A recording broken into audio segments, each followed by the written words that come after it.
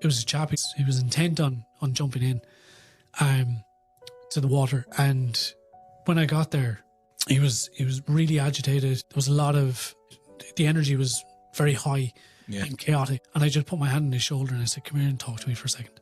I said, are you suicidal? He started roaring like, yeah.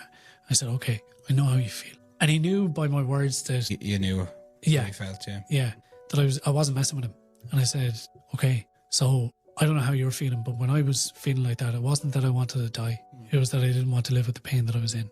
And he was like, yeah, you got me, man. And I said, okay, is there anybody I can call for you right here? And he thought of his best friend. So I called his best friend. And he said, yeah, no bother, I'll be down there in 5 minutes. So he came down, they hugged it out. There was lots of tears. And we brought him back to the station. And he told us all about his struggles. And we couldn't solve any of that right there. But it was therapeutic in a point that he was able to tell us about it.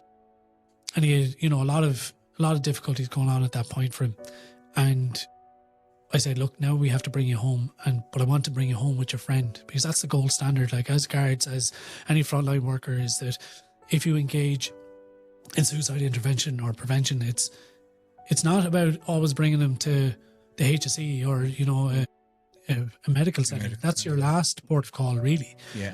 The gold standard is getting a person with their loved ones that can care for them.